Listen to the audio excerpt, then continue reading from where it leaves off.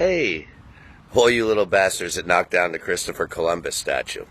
I guess you thought you were real cute. Well, I really don't care about Christopher Columbus either.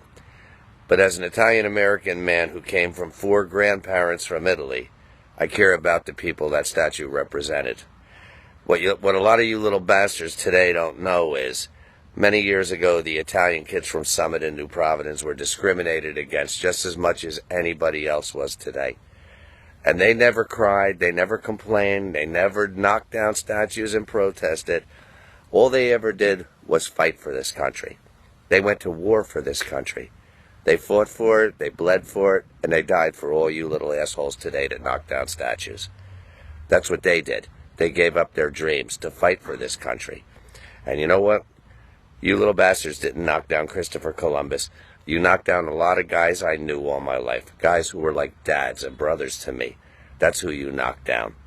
You knocked down guys like Larry Fabrizio and Johnny Nigro, Larry Masterbone and Johnny Giannetti, Raymond Sorelli, Jimmy Castaldo, Sal Pino, Jimmy and John Luciano, Pat Riola.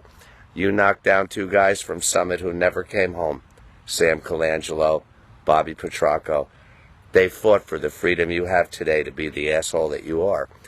But I totally can't even blame you, you little bastards. I blame your parents, because they ain't worth the powder to blow themselves to hell. The only thing I'm happy about is someday you're going to see those guys I named. I wouldn't want to be you. God bless this beautiful country, and all you little bastards that have the freedom those guys fought for. Goodbye.